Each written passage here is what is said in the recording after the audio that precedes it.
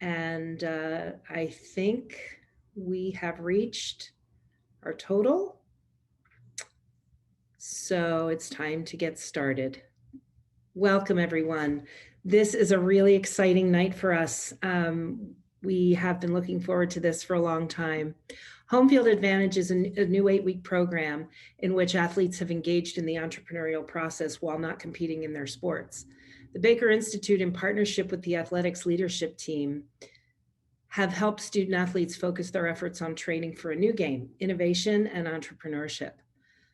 The concept of a home field advantage is understood by all athletes. Student athletes in this program have worked in teams to create ways for more people to experience the advantages of having secure living conditions by developing entrepreneurial solutions to shelter and housing related issues. The challenge has been to develop solutions for affordable, sustainable, accessible housing through innovation in areas such as materials, policy, housing as an industry, and more. Each week has included training workshops and coaching sessions to provide knowledge and guidance. And now we've reached the end of the 8 weeks, and it's time for these student athletes to compete against the other teams in the program, receive recognition of successful completion, and get access to mentoring and other resources should they decide to continue the project. The winning team will have pitched the best idea, shown that they had the best execution strategy, and made the most progress. So welcome. I'd like Julie Emery to join me in saying a few words to kick off this wonderful evening. You're muted. Thank you so much, Lisa. I am thrilled to be at this point in the program as well, just because it's been a really fun ride, a great partnership between the Baker Institute and Lehigh Athletics. The most fun part for me was the natural parallels between the entrepreneurial process and mindset and the athletics mindset that we endeavor to develop in our student athletes. So lots of connections between the 5 pillars of leadership and the critical thinking skills, the problem solving skills, the ideating, the innovating that these student athletes have had a chance to experience with the Baker Institute. So it's been a wonderful partnership. And it really is a great way to develop those skills in a setting that student athletes are not comfortable with yet. They actually get comfortable in their sports setting, even though every competition brings a new spirit. And this is a whole new competition. So we're excited to see how they show up today. We believe in them, and we're thrilled to just to see how they deliver. Thanks, Julie. We couldn't be happier. So now let me introduce our celebrity judges. We have 3 amazing alumni, athlete, entrepreneurs with us tonight. So in alphabetical order, we have Jessie Garcia, undergraduate class of 12, graduate class of 13, founder of Tezuda. Jessie, would you give us a little update on what you're up to? Yeah, absolutely. So I'm really excited for tonight. Like Lisa said, I'm Jessie Garcia. I'm the CEO and founder of Tezuda. We design and manufacture a head impact indicator for concussion awareness. So device that attaches to the back of any helmet. Originally started off in sports, and that's our first market, and heading into construction right now. So excited to hear the pitches today. And Jessie, would you just share what your undergrad was in? Yeah, I was a global studies major as an undergrad with minors in women's studies and entrepreneurship. And then I went back and got a master's in technical entrepreneurship from Lehigh. And that's where Tezuda started. So great. Thanks for sharing that. Next, we have Dozier Mbonu, graduated class of 92, is co-founder and CEO of Janoret's Eco-Friendly Fungi. Dozier, give us an update. Oh, you're muted. Unmute your microphone. Yes, sorry. Thank you for the introduction, Lisa. And hi, everybody on the call. This is awesome. When I read about this and learned about this through Lisa and Chris and everyone at the Baker, it was a no-brainer to say absolutely yes. Right now, I am sitting here 2 blocks from the university. I live in the Riverport. I have a bioscience company on the Mountaintop campus in the Ben Franklin Technology Partners Business Incubator. And just wonderful to be back full circle. Right now, this is actually our official launch week for our company. And I'm closing our initial friends and family raise round, which has been extremely successful and very humbling.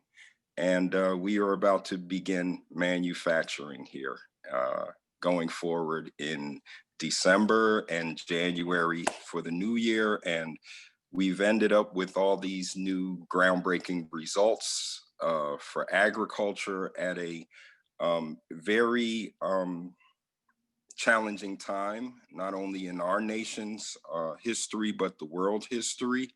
One of the big topics now, because of the pandemic, are new technologies in agriculture because of not only national, but international food insecurities. And this is the huge topic now on countries for new innovative technologies for agriculture. And we're just so happy and excited to get started with our manufacturing. And it's just a phenomenal journey right now. Thank you. Well, congratulations, and we look forward to your continued success. Thank you, Lisa. And our third special guest for the evening is Carly Podock, class of 12, co-founder and CEO of Canvas Plus Co. Is that right? Canvas and Co. You got it. Canvas and Co. Got it. Tell us about it, Carly. Cool. Thanks so much for having me. Hi, everyone. As Lisa said, I'm Carly. I graduated in 2012 with a double major in marketing and business information systems. I played softball, was at Lehigh, was on student athlete council, did the coach program, basically any way to hang out with Julie as much as I possibly could. And after I graduated, I had the most of my career so far has been actually working at corporations.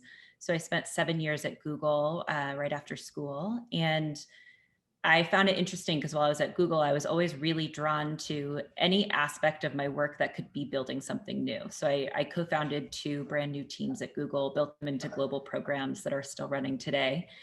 And then kind of got the itch with one of my colleagues at Google in the last year to leave and go and build our own marketing agency. And so we've left to build Canvas & Co. It's been a really interesting year because we actually left Google in February. And then of course the pandemic started in March. So it has been very unexpected and wild, but oddly, I think the silver lining has been because of everything that's gone on in the world this year, marketing has become so relevant for brands and so important for how they show up to their consumers and how they impact their communities. So the silver lining for us has been that companies need a lot of help with figuring out how to market themselves. So that's what I've been up to. And I'm excited to be part of this. Thanks for having me. Wonderful. Thanks for being here. So are you on the West Coast now? I am. I kind of split my time between San Francisco and Colorado. So I've figured out a good life. Screaming through your window was a little bit of a giveaway for sure. Yes. Okay, so what we're going to do now is we're going to start the competition. So the first team is going to be promoted to panelist status so that we'll be able to see them. And all of you can just turn off your cameras and microphones, and we will see you back for the Q&A session. So the first team up is the Home Ownership Continuum team. And as soon as I see that everyone's here,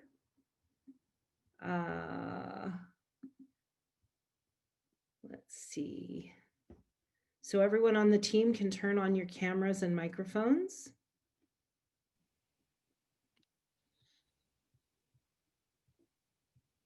Wonderful to see you all. Who will be sharing their screen?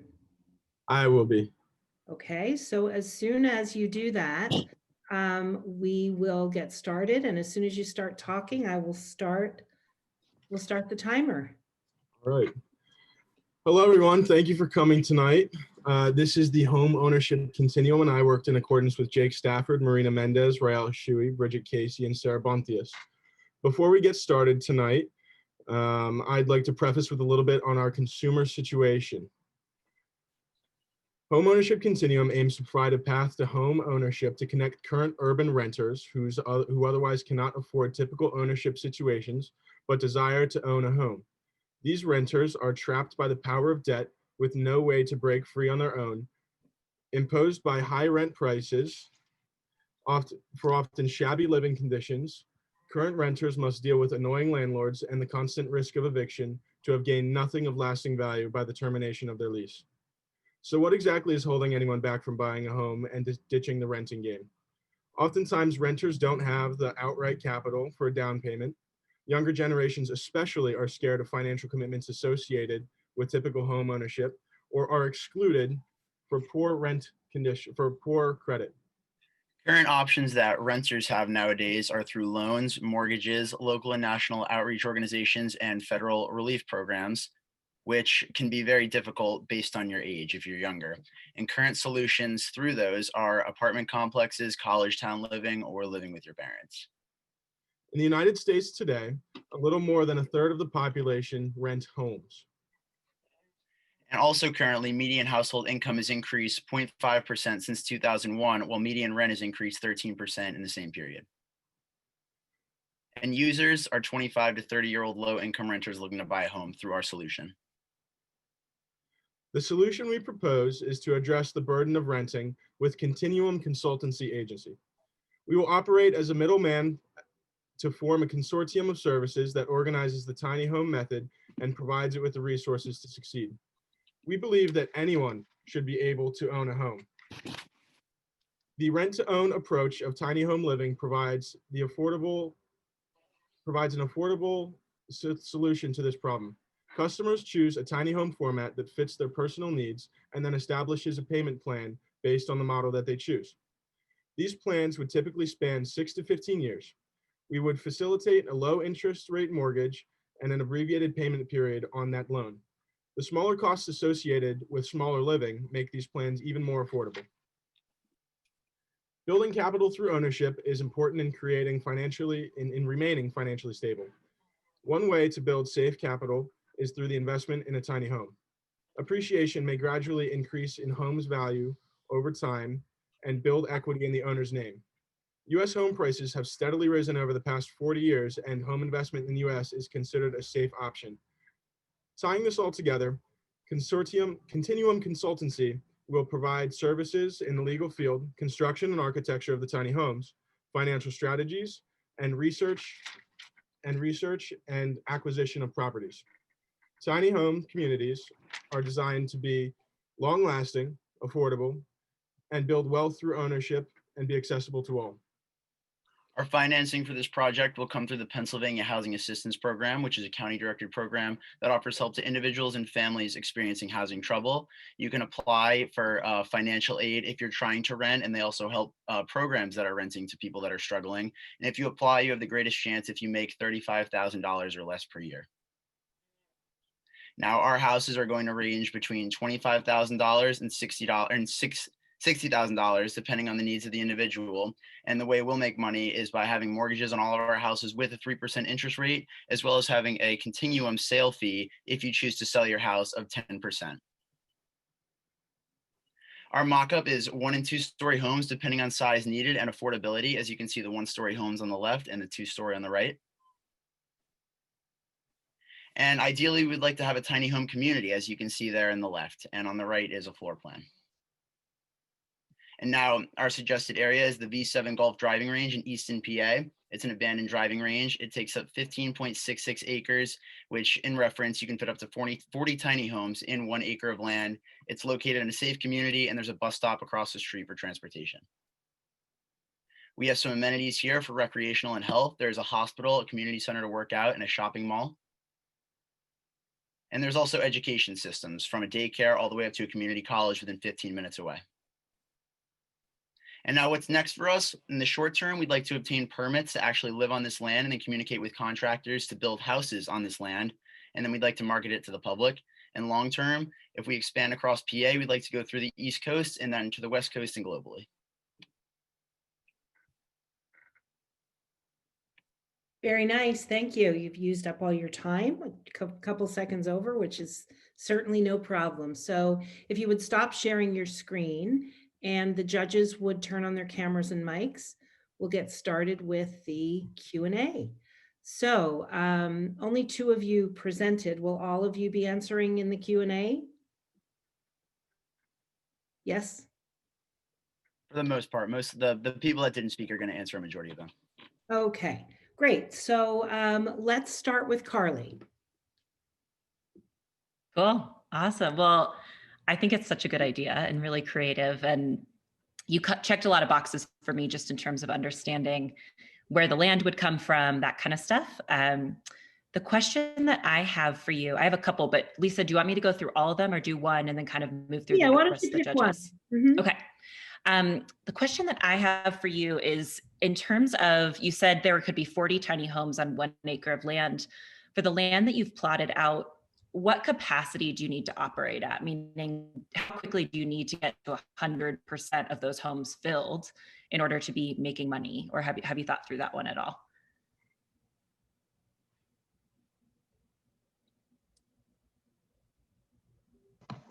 I don't think we personally thought through the finances, but as people like paying off their homes, they're giving us money, which will help fund and pay for like the maintenance and construction of the tiny homes. Awesome. Cool, thank you. Great, we'll come back to you, Carly, but let's go to Jesse next. Yeah, so I'll just reiterate, I think this is a really cool concept. You mentioned after doing it in Easton, wanting to expand to different areas. What's the barrier to entry to finding plots of land like this, and what organizations do you have to work with in order to start a project like this?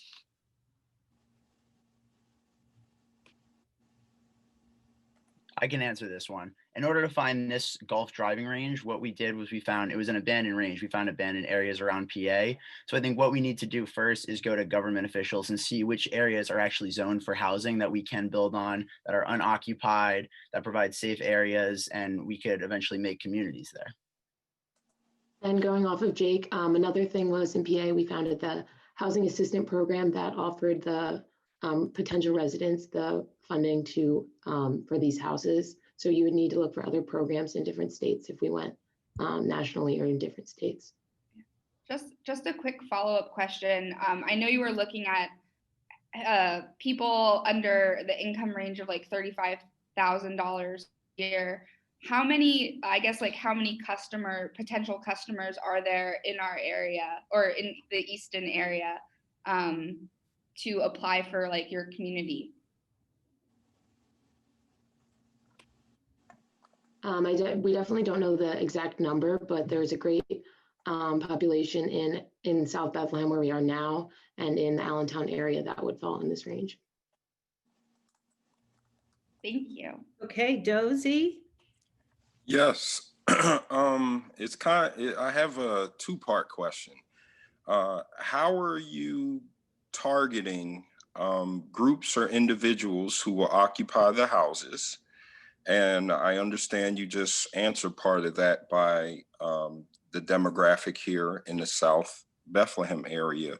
But to go with that, what organizations will you align with to identify individuals or groups who have the demographic of people who you're actually targeting for these houses?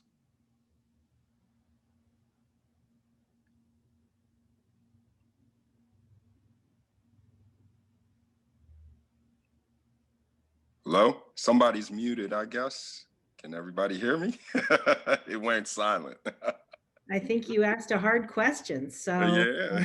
it's okay to say you don't know. It's okay. Yeah, I think it's a really great question, but to be honest, we haven't looked exactly into how we're going to advertise it yet, because we wanted to make sure that we act as like the middleman to first find like construction agencies, like lawyers who can figure everything out, and then we wanted to like look into people that will actually be renting our tiny homes and then living up to own it. But thank you for the great question.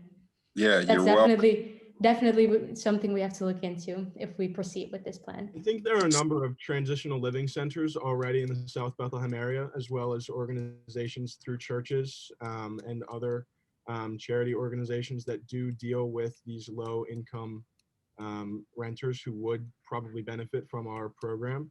So I think that that would be the area that we would first target.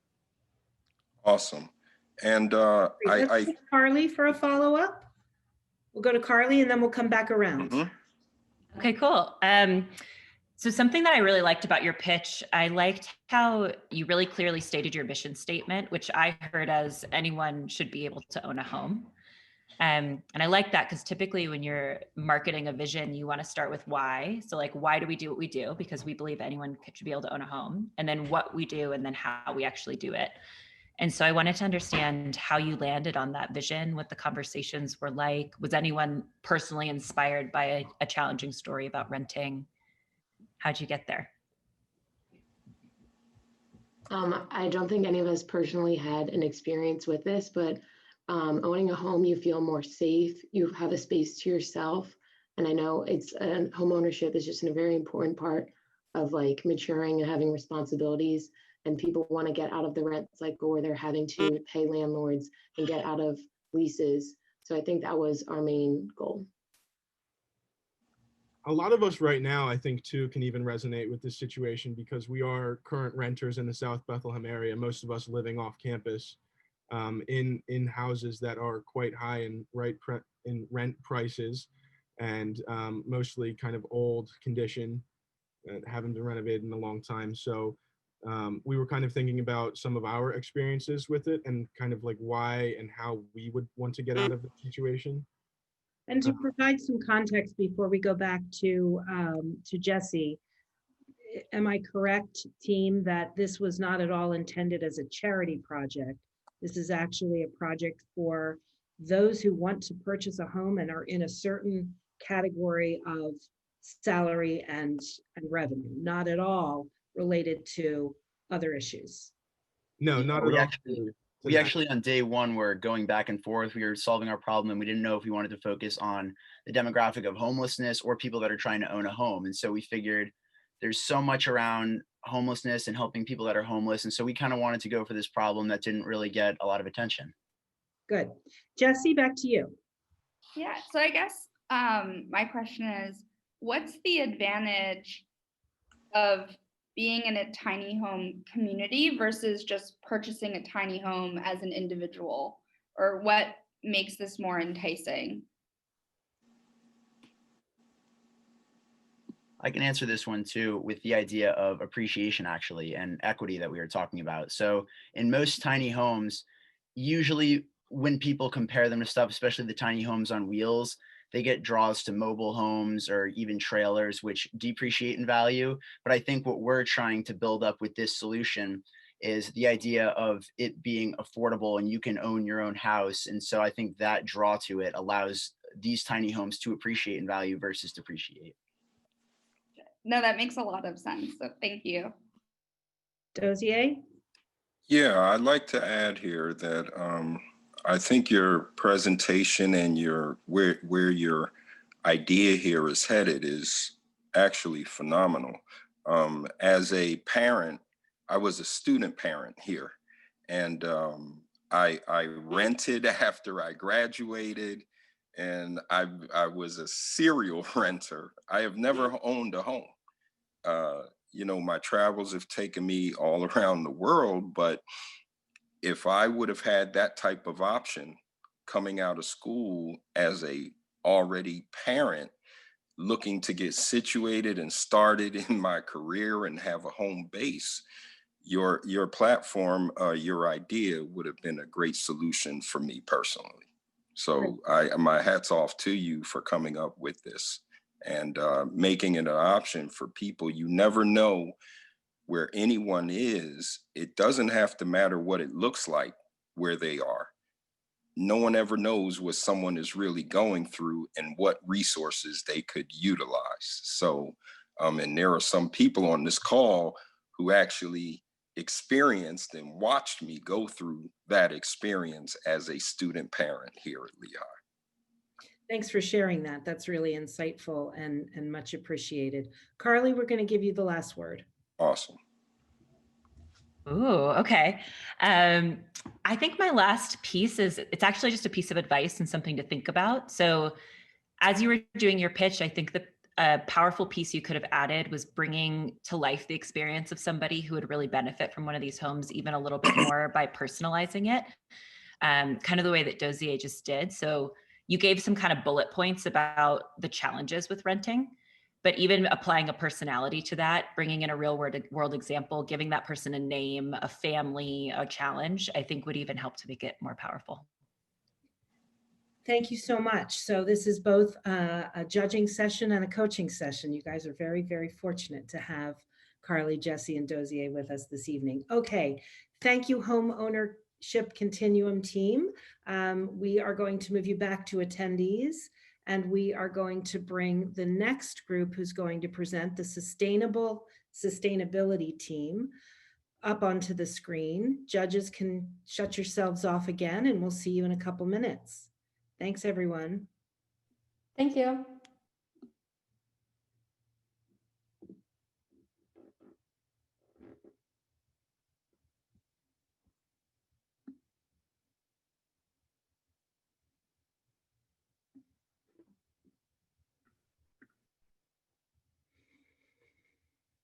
Okay. Are we all here and ready to share your screen? All right, who's sharing? I'll be sharing my screen. Okay, as soon as you're ready, you get started and we'll start the timer.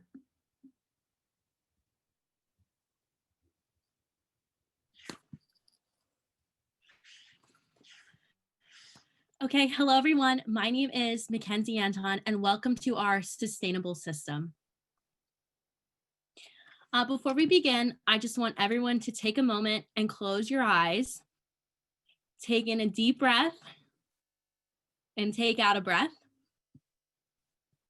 Now please open your eyes. So most people take their indoor fresh air for granted. This breath that you all just took in actually can be a potential risk to a lot of individuals that live in the city of Los Angeles in regards to their health. So a lot of low-income families in high-density urban areas of LA have major health conditions such as asthma, cardiovascular diseases, and respiratory problems that are directly caused by this air pollution you see here. So our problem we went to explore is that the low-income families of LA lack awareness and financial resources that are needed to combat air pollution-related health problems. Just a little bit of background information. The World Health Organization defines air pollution as the silent killer, killing almost 7 million people per year. And specifically in the city of Los Angeles, air pollution puts almost 19 million people at risk, and almost 5 million of these people are in poverty. This map shows the pollution related to hospital events through California, and most heavily populated area you can see is in LA. Now I'm going to pass it to Jaelynn to talk about the current system. Thank you, Mackenzie. Yes, so this is our current system, and it basically starts with the users getting sick with any of the respiratory issues we just mentioned before. After being admitted into the hospital, they are faced with a large amount of medical bills. Hospitals then suggest to wear masks at all times, never leave their houses, and lastly, to purchase an air purifier. With all of these suggestions, we broke them down and were able to find the best solution that fits our customers' needs. Staying indoors is very unrealistic. People have jobs and getting natural sunlight is a necessity of life. Wearing a mask is also a temporary solution. It's more common for people to wear them outdoors, but having small children, forcing them to wear them indoors as well is not ideal. That leaves us with the air purifier, and we found that this was the best solution and most practical considering the cost and feasibility. Here we wanted to show some of the current air purifiers that are on the market. However, taking into consideration the pricing, purification coverage, lifetime warranty, and size, we wanted to do more research to learn about which one really fits our customers' needs. Anna will now go into these attributes with more detail and enlighten us as to what product we found through more research that meets all of our users' needs. Thanks, Jaelynn. So to reiterate her point, these are the products that our target tends to buy after the doctor recommends them. So from all of our research, we found that these are the 4 main needs. It needs to be inexpensive. The area that the air purifier covers has to be high. It has to last a long time, and it has to be physically small for these low-income families in LA. And as you can see, these current products do not fulfill these needs. So before we go about improving the system, we designated the proper current product for our customer, the Buy Sell My Air purifier. And as you can see, it hits all of our customer needs. Not only is it inexpensive and small in size, but also has high coverage and has a long lifetime. So with this product, we aim to improve the system by first, educating our users. This includes the awareness of the respiratory and cardiovascular diseases that Kenzie mentioned that are affecting their health and potential problems that they could have in the future. Second, we need to demonstrate the monetary benefits. And this includes the financial advantage of first getting the air purifier prior to needing to go to the hospital and paying that inflated price. Third, we need to provide the health benefits. So once they buy this Buy Sell My Air purifier, they're now not only healthier and combating the air pollution in their homes, but they are now also saving money. Here's a visual of this process with our 3 steps in motion. And as you can see, there's a closing line from our happy customer's wallet to the attention sign. This is because his improved space and the money he is saving will add to the awareness and additionally improve the cycle.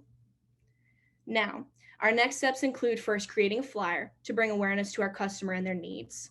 Second, connecting with Basel to negotiate the wholesale price of the air purifier if it is sold in bulk, which if decreased could further help our customers and save more money. And that step connects to the third of finding the best way to transport these air purifiers to our customer. And to conclude, with our improved process, we aim to bring awareness to our customer, help them save money, and bring them overall health benefits. Thank you for your time. And now if you have any questions, please fire away. Thank you for your time. Excellent job, team. Thank you for not stopping the screen sharing. And now the judges are back and we can get started. So this time we will start with Jessie. All right. So first off, really enjoyed the pitch and the problem. I guess one of the questions I had is that you want to demonstrate like what the monetary benefits of bringing an air purifier into your home preventatively is. Do you have an idea of what that savings is, or like what an average respiratory event costs at a hospital?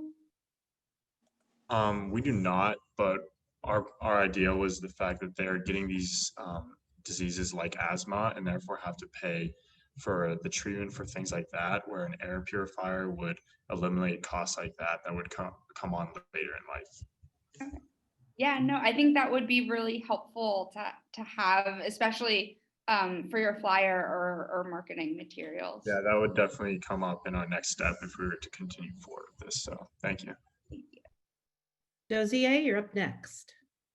Yes, so great presentation. Great showing a problem and a solution. My questions are, what is the size of the purifier and how many are needed to cover to purify the air of a whole home? I can answer this one, guys. So the air purifier itself is 8 by 12 inches. Okay. And that by itself covers 100 square feet. Okay. So that's pretty much like the main area. And then if they need it in a certain bedroom, then they can get an additional one. Okay, thank you. That was, thank you. Very insightful. Carly. Awesome.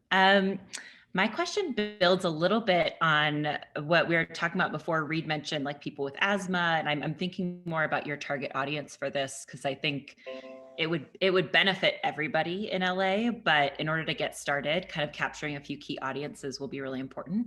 So you talked about wanting to go through the education phase and educate them about why they need this purifier.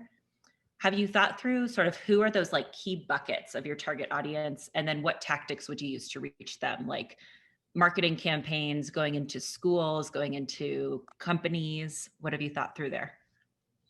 I think it's a great question. I think a lot of it we considered we started reaching out to landlords and kind of like that low income area that we talked about, and continue our research of the LA homes.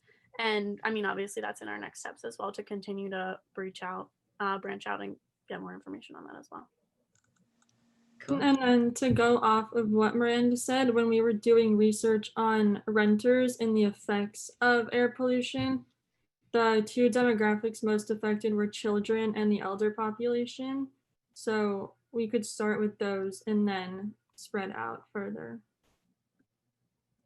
Awesome. Yeah. And I think especially those two populations, they'd be probably really different ways to reach both of them. They need different strategies. Cool. Yeah, thank you. Let's go back to you. Yeah. I guess I had a question. Correct me if I'm wrong, you are trying to partner with Bissell for this existing product, or are you trying to bring a new product to market? I can take this one. So yes, so the Bissell My air purifier is a current product, but the system that we are improving is that, so prior to this system, they first had to go to the hospital, then was recommended by the doctors to get the air purifier, which is a waste of time and money for them. And then what we're doing is we're bringing awareness to them that they need this product to help them save money and time, rather than going to the hospital and then spending all that money right there. So I guess my question to the team is, why not? So I understand your go-to-market strategy, which I like, the preventative measure, but Right. Why not create your own air purifier? That's a great question.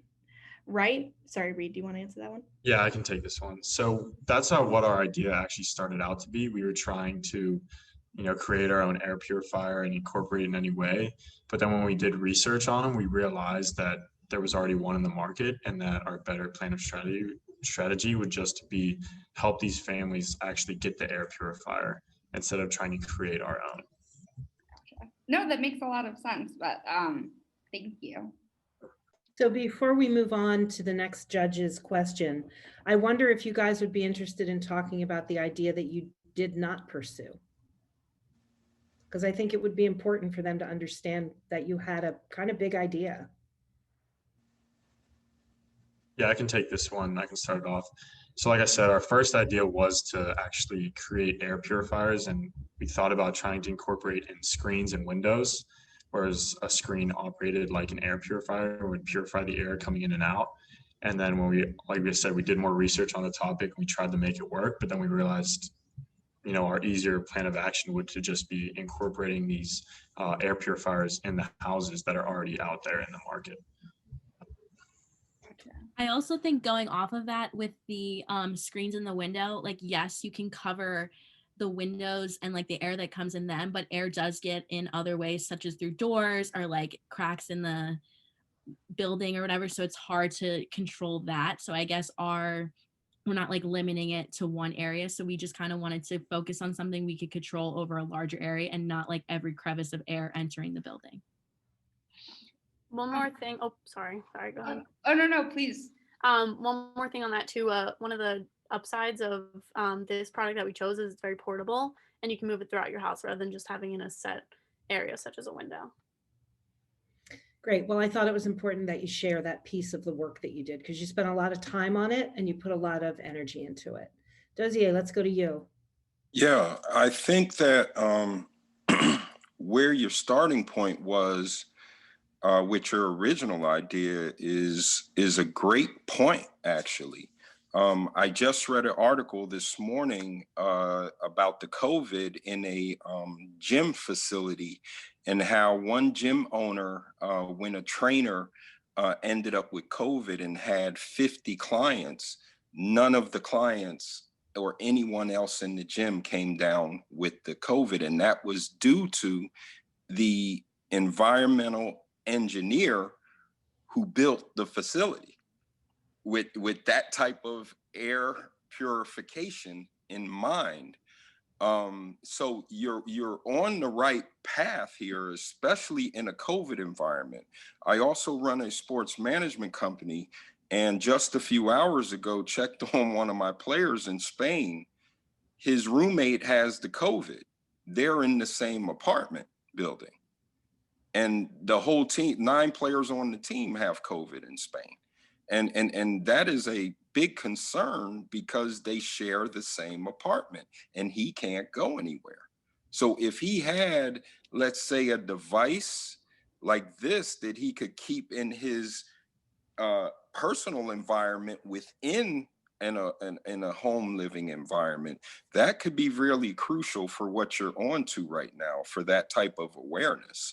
And just to say that please keep expanding on this, because you never know. Once you get the personal air purifier situation with the awareness done and into people's hands, you might also find yourself from an entrepreneurial standpoint transitioning right back to your original idea, because now you can scale it and now new innovative products come off of that type of idea.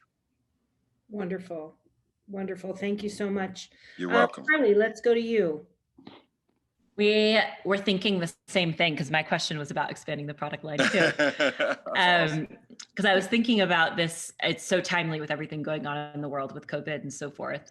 And so right now your product, it sounds like it's targeting consumers. Do you see any opportunity in the future to target businesses or to switch up the use case and expand to COVID and treating or preventing the spread of viruses? Talk to us about that.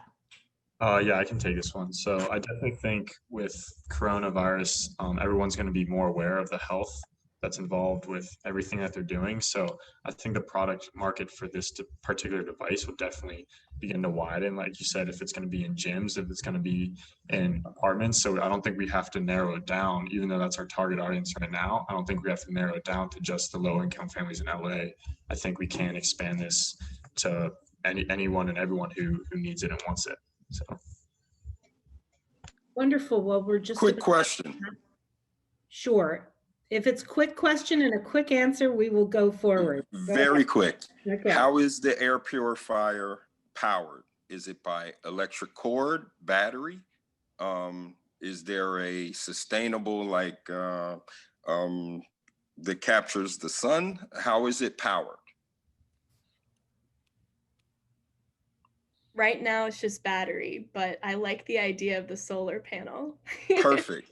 The reason why I say that is in that article about the gym, what they did was they made 10 square feet spaces for the people, the customers to utilize without any partnered workouts or anything. So if you have that in your 10-foot square space in a business, it could actually purify that 10-foot square area.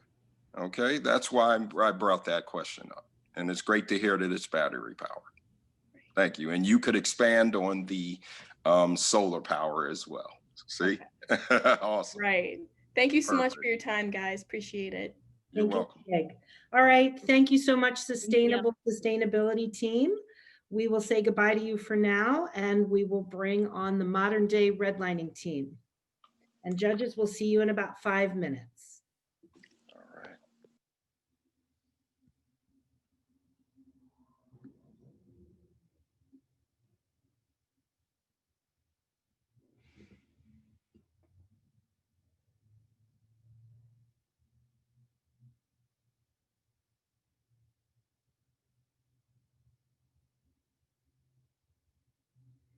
Let's just see if we can see everybody.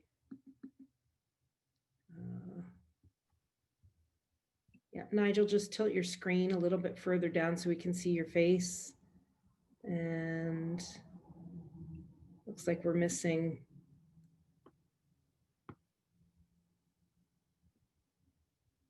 There's Evan. Okay. Whenever you're ready. All right, hello everyone. Welcome to modern day redlining. Redlining was the legal discriminatory practice of denial of loans, mortgages, and other financial systems based on location. In order to label communities, the colors green, blue, yellow, and red were used to influence lenders to invest in the different areas. Communities that were labeled red or yellow were considered risky investment locations and were unlikely to receive any financial opportunities due to their largely Black populations. By marking predominantly Black neighborhoods in red and labeling them as risky, the US made housing discrimination legal and extremely easy.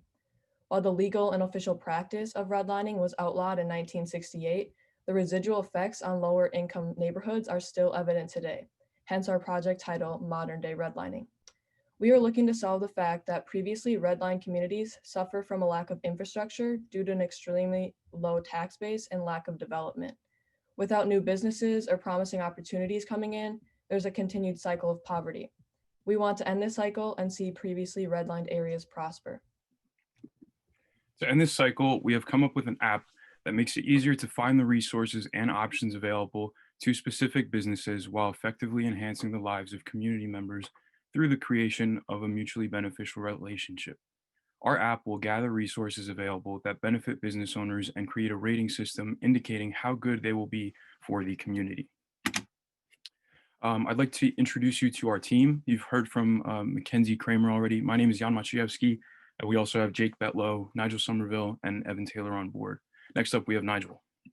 There are two sides of the problem we need to address. On the city side, some zones allow for operating a business in your home, whereas some restrict certain type of businesses being brought in and only allow family-owned businesses. Certain margins, use of sustainable methods, assets, and locations permit different kind of allowances and financial breaks. Newcomers are especially oblivious to things like this. On the community side, we want to see the right businesses coming in and making the community stronger, not weaker. Change is inevitable, but we want to make sure the right kind of change is being brought forth. Zone will allow people to fill out a quick information form about their business and its needs. It will direct them to the appropriate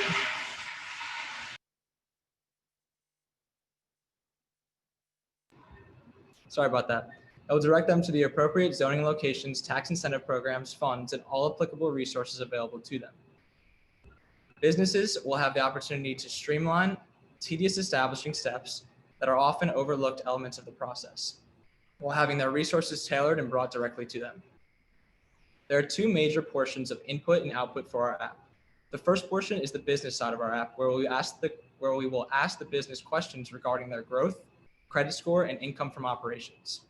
Based on their answers for all these inquiries, our app will produce an output that lists the loans, grants, and that the businesses can qualify for, as well as zoning opportunities that the business can take advantage of. To combat the potential for gentrification, we have created a second set of interactions that is directed at identifying how the community will be benefited. Here, we'll ask the business what type of service plan they tend to provide, the plans they have to drive the community development, and the plans for hiring local talent. Based on this information, our app will produce a community rating score that will be shared with both the city officials and the local community to describe the likelihood that the addition of this business could lead to either positive development or gentrification. The better their score, the more likely the city would be to provide additional incentives. Right now, most businesses are stuck researching these funding options and sorting ordinances for themselves. The research needed to find these options available can be too intensive, which often leads to businesses missing out on prime opportunities. For startups especially, these are things that could benefit them substantially, but are hard to find and aren't in their mind when they're trying to stay afloat initially. Zone is the heart of our solution for businesses to find all the opportunities that they need. There will also be accessibility for community members to provide their inputs on these business engagements and the way things go where they live and where they raise their families. We need to be able to get a better understanding of those living in the community now. We learned that a collective input in the decision-making, advertising for businesses currently owned by members of the community, and development of a safe outdoor space were among their top priorities. Gentrification prevention is tricky, but it's a conversation that needs to be had. It needs to be fixed not only in the short term, but we want to make a change that will last generations.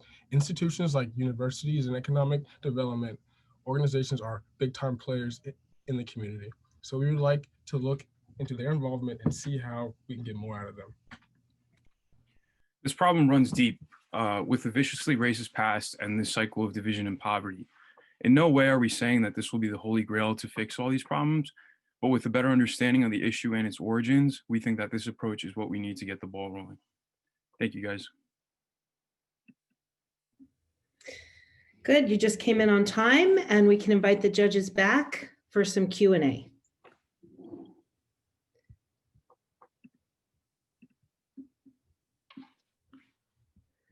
So let's see, we'll start with Carly this time. All right. I think this is really creative. A piece I wanted to ask you about is, as you were describing the problem, the next leap that you made was to basically filling the communities with these great businesses that will benefit the community as a solution. Talk me through your thought process from identifying the problem that you wanted to solve and then deciding that businesses and bringing more businesses in was the solution versus any other way that you could help to change these communities. Right. So essentially, what we saw this as was a very complex issue that really can't be solved, overnight. If it were able to be solved, it would have been done by now, right? So we looked at it as a problem of a low tax base and lack of infrastructure that we see in these cities and poorly funded communities that needs to be helped. And then as we raise the tide, like all the ships will come with it. So we really think that this is just a small piece of the puzzle, but it'll be more of like a butterfly effect and slowly improve everything in the community. Awesome. Thank you. Jesse? Yeah, so I think this is a great and needed problem to go after. Who would you say, so obviously you have four different players kind of involved with zone, like city officials, business owners, the community that they're in, or maybe it's three, sorry if I said four. Who do you target first, or who's the customer of zone? And what's your go-to-market strategy to get people aware about it?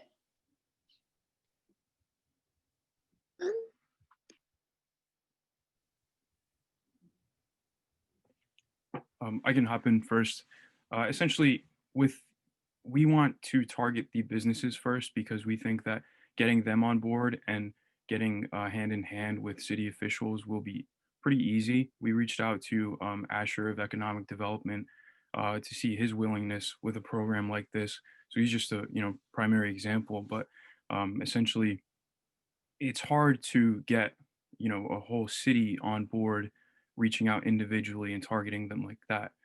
What we think is kind of go for like the big players first and let them trickle down with us.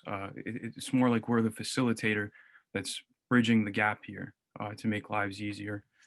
But as far as advertising and things like that, that'll be in our next steps once we deliver more research and get more into breaking down this issue, because obviously, like I said, it's not like an overnight fix. But I'm kind of lost my train of thought there. No, I think where you're at is totally right. Like, use the existing channels, like the organizations that already do economic development, and use them to like roll this out. And then just one thing I thought about, it would be really cool if the community members themselves could request businesses that they want to see in their communities. Not because like I know, we might fight to get into a certain zone for tax benefits or tax credits, but just throwing that out there. Right, so I think it's important to note that there's two sides of our app. One that's kind of business oriented, where that first input output comes in, they'll fill out a form. We need to know your basic information to approve you, to make sure you're real. And there's a second part of the app that kind of focuses more on the community aspect. So we even talked about having a message board on the app where people in the community, I know that there's geofencing technology that comes into play, where apps are able to detect people in the surrounding community, and then they have access to this message board, and they can even do things like you said, like request, comments, and view the rating, the score that the business gets after filling out that second part of our form that says green, yellow, red, or something along those lines, to kind of make sure that the community and the businesses and us and the city are on the same page as far as bringing in green light businesses. So if that helps at all. Yes, thank you. Rosie. Yes, I think your idea here is a great idea. Actually, I remember South Bethlehem being a place that didn't have a lot of businesses. I think the Comfort Suites was the first hotel here when I was a student. And that was a big deal, you know, in terms of green light businesses, new, you know, franchise businesses coming to the area. And now we're witnessing this transformation here. So my question is, once you bring in these businesses to spruce up these redlined areas, have you thought about the next phase of where will be your starting point on the next phase? Because I had jotted down some notes here about businesses, residents, individuals, and families. Do you have an idea of where you'll target once you start bringing in these green lighted businesses? I think, yeah. So I think to your point, one of our main focuses was focusing on what our idea topic was, and that was helping the people in the Redline community. So I think down the road, we plan on having incentives for businesses to hire local members of the community that would be part of the businesses, and not just bringing in outside people, but really making sure that when they are green lighted, like you said, that they're here for the people in the community, not just for themselves. So I think once we have that vetting process of figuring out who's right and who's wrong, then we'll kind of get a real gauge as to see what they can offer for the community as far as housing, maybe stock investment, or just things along those lines. Awesome. What I think could happen there is, as you roll out the program, you know, what happens is when businesses come to a new community, there are all kind of promises made.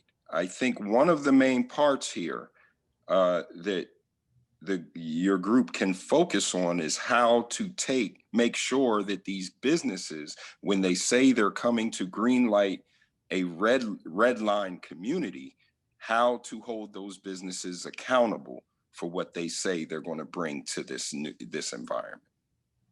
That's a great point. And I think with one of our main things that we know was that businesses are ultimately there for their money.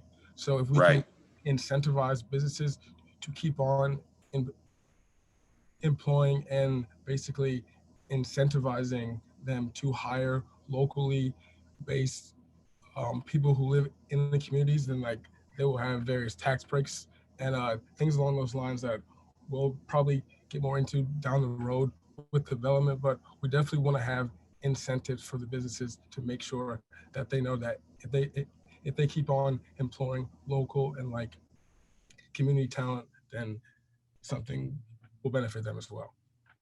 And I think that, thank you for that answer. And reinvestment within the community, besides just hiring, is a crucial part for turning around redlined communities.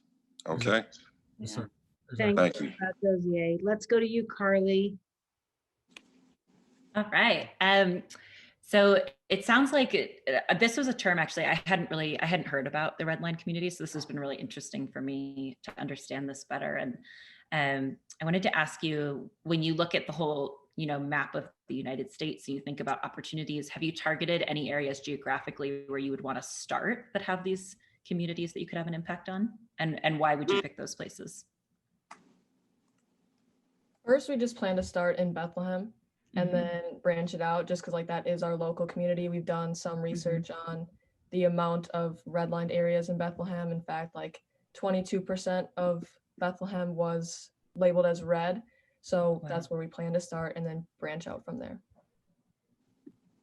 And as I did with the other two groups, wanted to shine a light on some of the other research and work that you've done. And that has to do with the number of cities across the country where redlining exists. Is practically every single one. So if somebody has some data that they can report there, that's work you have and research that you've done.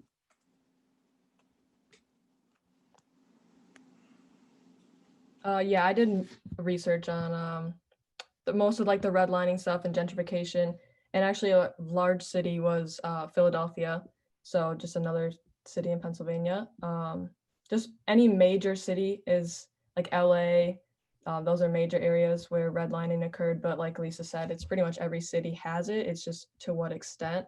So I think this is, I mean, at least it's a nationwide thing, nationwide problem that we can expand to. Awesome. It's a great idea. Thank you. Jesse? Yeah, I think I wanted to touch on a little bit what like Nigel and Dozie was talking about with training. I think a really big, not issue, I think for businesses to hold them accountable, having some sort of, have you thought about like a training or something that would benefit the community to actually get higher wage jobs with these businesses that you're trying to bring in? Yes, I think that's a great point. And I think when we kind of screen these businesses, we'll kind of see what they offer. And we're not just going to let anybody with money in their pocket, just set up shop on 3rd Street. We want to make sure that they have a plan that will benefit the people there as long as themselves, because we believe that the problem is help the people first, and then that will solve everything else. So if we can help the local talent in the local community by having businesses that will allow them to be trained and even help market local businesses that are already there, I think that'll just add. And right, we are out of time for this conversation. And in fact, that is the final piece of the pitch competition. So I am truly grateful and so excited that we used these series of 10 minutes conversations to really be the beginning of coaching and mentoring these young student athletes who are turning into entrepreneurial thinkers. So I can't thank you enough, Jesse, Dozier, and Carly for your willingness and your generosity in that regard. So what we're going to do now is I'm going to invite Julie and Chris onto the stage, while Carly, Dozie, and Jesse and I exit the webinar, head over into another Zoom environment to deliberate and come back with a winning situation. So Chris and Julie, we'll turn it over to you. And judges, I'll see you in the other link. Thanks so much, and congrats to all the teams for making it through. As Lisa said in the beginning, this was a new experiment for us to try this program in partnership with athletics, and I'm super proud of all the students to have made it here. This was not an easy task to come up with a pitch. It is not an easy task to present in a class, and it's even harder when you have to present to alumni that you look up to. And so to do that in front of judges, I congratulate all of you for making it through, making it clear, concise, and being able to have that happen. So what we're going to do in the next couple minutes, Sam, if you could upgrade the few students that we're going to interview. We thought while the judges are deliberating, Julie and I would interview a few students, one from each team, to get their experience about the program. One of our guiding principles from the beginning is that some of the benefit for this program is the actual projects that are created, but the majority of the benefit is actually the student experience and what they've learned over the course of the program, and hopefully how that will impact their future steps beyond Lehigh. So Julie, do you want to start off with any questions? We've got Bridget Casey here, Evan Taylor, and Jaelynn. One from each team, so you should have seen them in the pitches. And we're just going to kind of have a casual conversation as the judges are deliberating before we get the final results here about their Thanks, Chris. I don't know about you guys, but I have adrenaline right now. I definitely feel like we're competing. It feels, I got that same vibe going. So kudos to you guys for the energy that you brought. You certainly delivered tonight, and I'm excited to see the end result. But as you know, we're all about the process, and it's about enjoying the process. So I want to understand more from each of you about what this experience was like, particularly how it was different from anything else that you may have engaged in at Lehigh before. And then later we'll talk about some of the connections to your sport experience and the transferable skills you've gained. So first, tell me how this was different for you. Let's start with Bridget. Yeah, go ahead, Bridge. So for me, it was drastically different. I've never entered into anything entrepreneurship like, so it was a very big jump and like leap of faith almost. Did not know what I was getting into at first, but it was definitely a learning experience from the first meeting. The whole program just engulfs me in learning about finding problems or finding solutions to problems and starting out big. One of our big things we started out with was like the aviation stage and like starting out with solutions that are almost improbable and then narrowing it down. So I think that was like a pretty cool experience. Awesome, thank you. Evan, how about you? How was this experience different for you than other things you've engaged with at Lehigh so far? I definitely think it was just different to go into a problem and not have somebody tell you what to do. I've been in my whole like Lehigh experience has been somebody telling me what to do, whatever it's teachers or my coaches for my team. It's just been, it was weird just to have, we have this problem and we have to find our own way. We have to do it ourselves to find a solution. I think that was what was so much different about this program. Thanks, Evan. Jaelynn, how about you? I was actually going to say like just the same thing. Like this was probably one of my first projects where it's like, here's an idea and now go run with it rather than here's an idea and here's your 10 steps to follow. Like we were given a problem and we had to figure it out from there. So I thought that was like really enjoyable to be able to like experience. Great. And along the way, what is something that you've learned about yourself and your leadership potential from this entrepreneurial experience? We'll go in reverse order. We'll go backwards. Jaelynn, Evan, and then Bridget. I mean, I guess like some of the basic things is just like everyone can be a leader and like everyone's leader in their own way. And so I learned that I'm more of a like on paper leader, I guess you could say. Like I took control of our group's like slides and presentation and all of that. And it was just like fun to like learn about everyone else's and like what they improved on. And it was even good to see a couple people in our group like step up who I know personally like wouldn't normally do that in a daily like scenario or anything like that. So that was really fun to watch. I think one of the things I learned like in terms of that I would just go and lead off of Jaelynn's kind of topic about everybody can be a leader, because I think it just learns about everybody and how they are able to take charge, because a lot of people in my group, when we needed to take charge, we all took our different steps within our group, whether it's we needed to do research, somebody focused us on our scheduling and timing for things to be done. So I think it was just really cool to see as well. So Evan, I'm gonna hold on before you go, Bridget. What does that look like for you? I'm not gonna let you out of that. For me specifically, I think it was just different for me to be like a leader. I didn't take as big of a stance on like scheduling, but I think it was important for me to, whenever research needed to be done, I was able to make sure to get it done and let people know when things were done and help out with that. Thank you. I think the biggest thing I learned from this is that it's okay to fail, and you definitely are through the whole process. It's never a straight and narrow pathway. There's a lot of roadblocks along the way.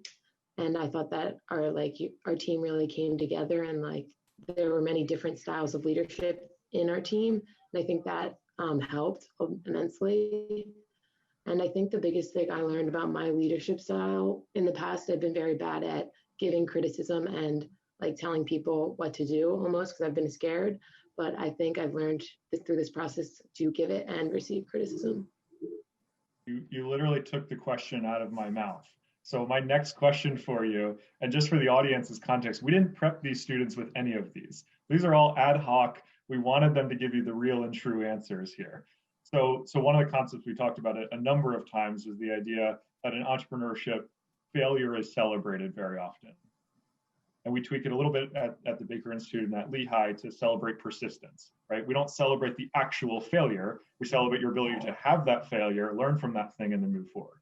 And so all of the teams here have made it to that point. So we're at the celebration because you gave the pitch, it worked, you communicated your idea, and so you've made it here.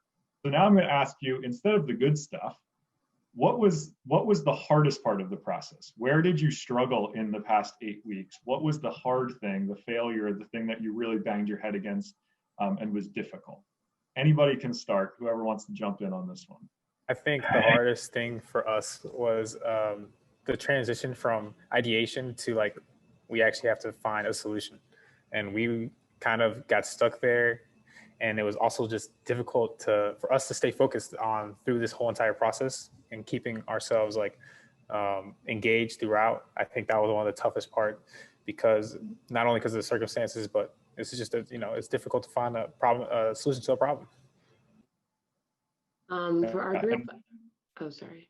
I was just going to follow up on that. I love that you say that, Evan, because one of the things that we always talk about entrepreneurship is you are all working on problems in this program that don't have answers, right? There isn't a right answer that any one of us can say, oh, good job, you found the right answer. So there's no right answer. And the fact that you were able to all navigate that to get some solution and answer that you could present is amazing that you were able to do that. For my group, I think it was maybe 2 or 3 weeks ago, Chris, you pulled us aside and said, basically, we need to get our stuff together because we were all over the place. So I think that was our lowest point. We had many ideas, but we almost had too many ideas. And like, we had to really focus in and narrow in on our problem that we wanted to solve. Because at first we were talking about homelessness in general, but then we really honed in on the renting situation. I would say our struggle was honestly weeks 1 through week 6, because it was not until week 6 where we actually like started to like figure out what we want to do, because the whole beginning part was like we wanted to make a product. We were going to make a product. We had our ideas, and then it just kind of all came crashing down when again Chris was like, this isn't going to work. And we're like, yeah, no, it's not going to work. So just coming up with like the idea of turning our physical product into a system within like the last 2 weeks and being able to put it all together, that was a big struggle for us. Week 6 was my worst week too, because for I think all 3 teams, I had like crushing conversations and I felt awful. And then week 8 now, I'm like, yes, it was worth it for that crushing week. And I loved how you guys responded to the crushing feedback. So I was sitting there in the background like, this is awesome. We're getting somewhere because it's getting real and it's getting hard. And you're not learning if you're comfortable. So I again, kudos to you guys for getting uncomfortable in this program. I'm interested in how you translate what you've learned to your teams, specifically at Lehigh. It's obviously transferable beyond Lehigh, but how does your experience in this Homefield Advantage program directly translate to your team experiences? And be as specific as you possibly can. I think one of the biggest things I learned is like communication. Like, so none of us, we were all like put in groups with like different teams. Like I had soccer, basketball, men's and women's, and softball all in our group. And just the fact that none of us really knew each other before this, we had to communicate a lot more than I guess we typically would if we like already knew each other, if I was on a softball team and everyone already knows each other. So that's like just one big takeaway, that maybe there's more to communication than just the like overhead process of that. Great point.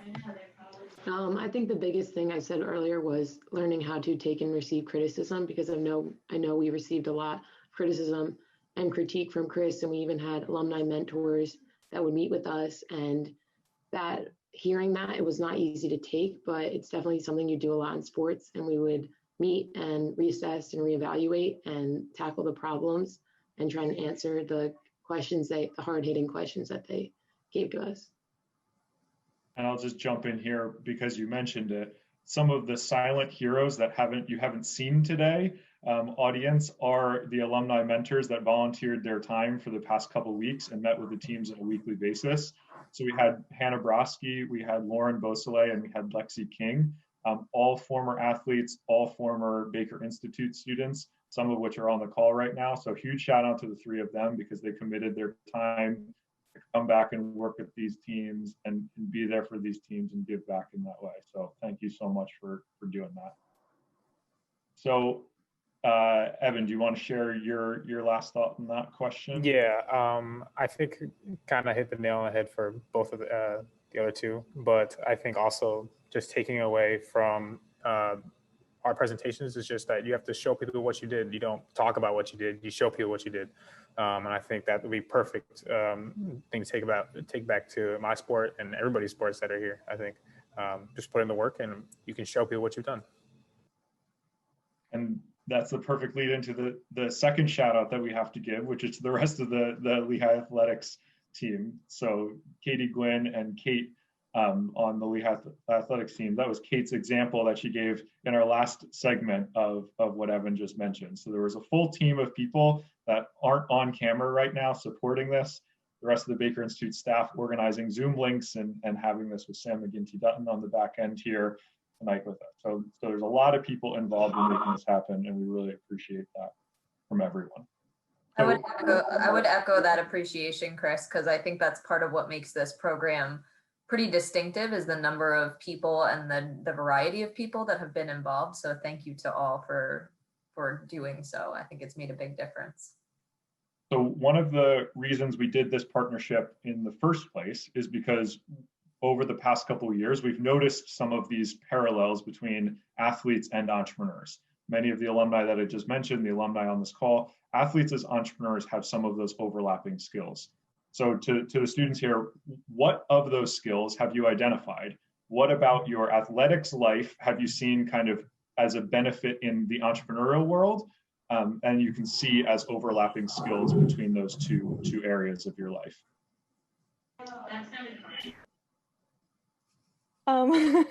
I would say, like, for me personally, like as an athlete, we always have to work overtime, and like whether you have a 9-to-5 job, like I'm always like willing to do more than what's beyond. So I think that this project was one of those where we weren't given like a specific, you must work on this for 2 hours a day. It was do whatever you want, get it done when you can.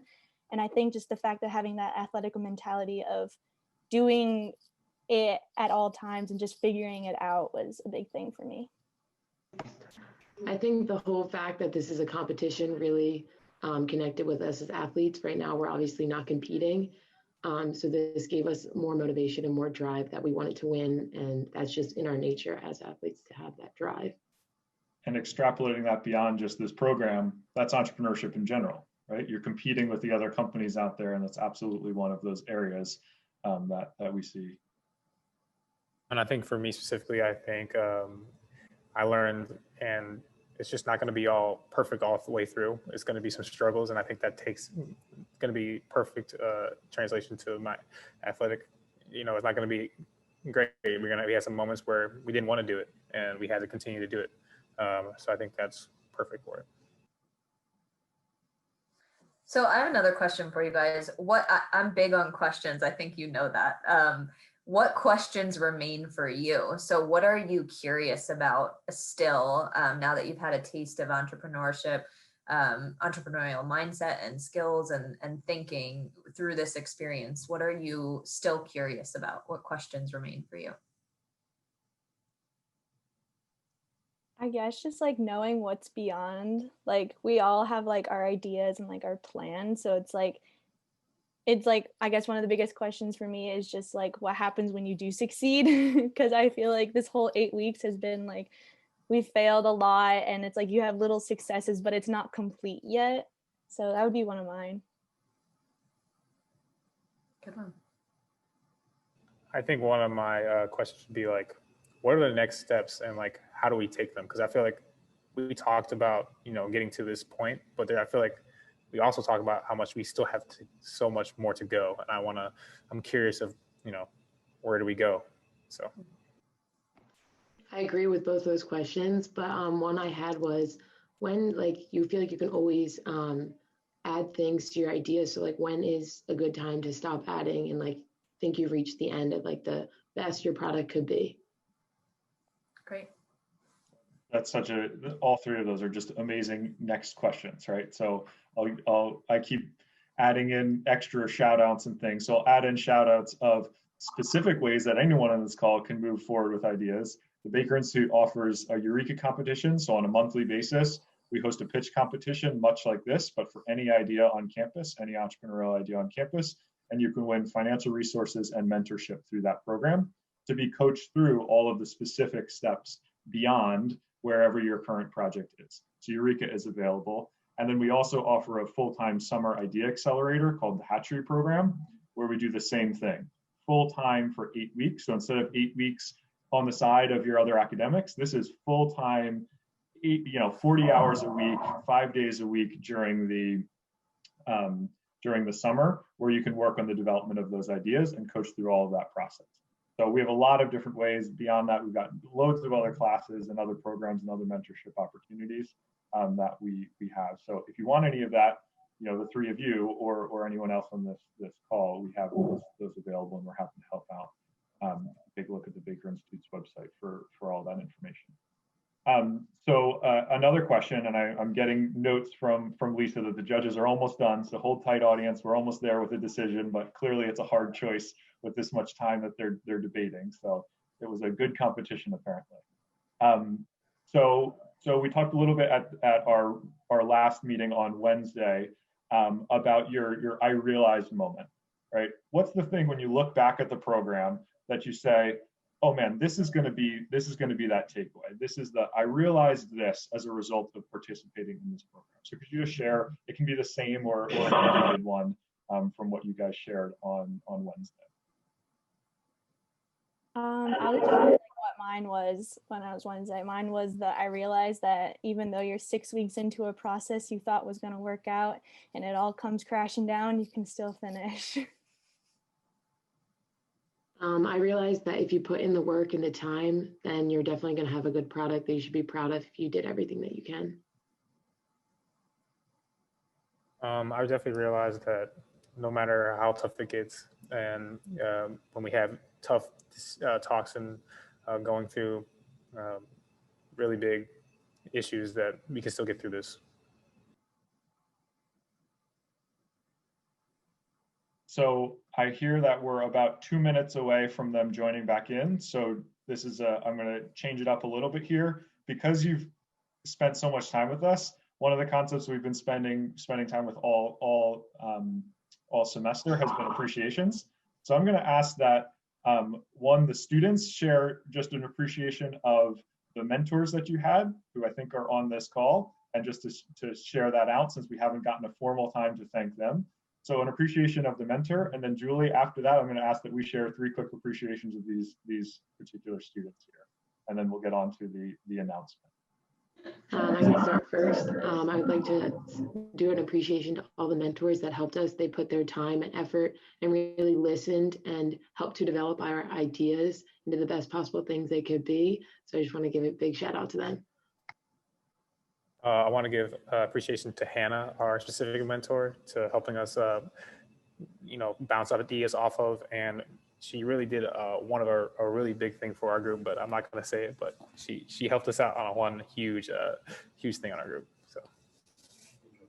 I wanted to thank Lauren, who is our specific mentor. I just want to give her a big thank you for all that she did for us. She was always there to listen, always there to help us with any single question we need. She really helped us to prepare for this whole final project. All right, so Julie, I see the reviewers are back here with us, so we'll just do an appreciation broadly for these students. So do you got one? Yeah, absolutely. I appreciate you all for taking the plunge with us. This is the first time through this program, and I am confident that it will be the first of many iterations, and I appreciate your time. I know that it was a significant amount of time during a pretty tough semester. So for you guys to show up at 8 a.m. every Wednesday morning with us for 8 weeks and to log your time in order to deliver the pitches you did tonight, it tells me a lot about your toughness. My challenge for you is to translate that into the rest of your Lehigh experience as we navigate more of the unknown, and that you continue to translate those skills to your leadership on your teams. So thank you all for your participation and for your ongoing leadership. And I'm excited to see what the result is tonight. But as far as I'm concerned, the growth process that you all engaged in was a win across the board. So thank you. And my appreciation is really simple. I appreciate that you guys didn't hate me after week 6, and you took my criticism as loving and caring, and not that I hated you, and that you guys all stuck with it and showed up here tonight and did a great job. So thank you so much. We're going to bump you back down to attendees. I'm going to hand it back off to Lisa and the judges to announce the big results here. Well, I couldn't agree more, Julie, with everything I heard you say. Of course, I didn't hear most of your conversation. And of course, Chris, you're an excellent partner, and we did it. We were excited to do this with the athletes. They didn't let us down. And we are excited to circle back with the athletics leadership team to see what will come next. So congratulations to all the student athlete entrepreneurs. I guess we can't promote everybody to be a panelist so we can see them and talk to them, but I guess what we should do is when we announce the winner, the winning team, we should promote them to panelists. So Baker team, can we do that? Is that a yes? Is that a go? Great. Okay, so just as a reminder, these judges were looking at, after watching the pitches, they voted on 4 different components for the win. The first was the actual idea and solution. Does the idea solve a real problem and provide a value to the end user? They voted on the external rationale. So whose input, what resources and external validation were used to make decisions? On project execution, or as we say, how effectively did they get stuff done? And finally, the pitch itself. Did it tell the story fully in a concise and persuasive way?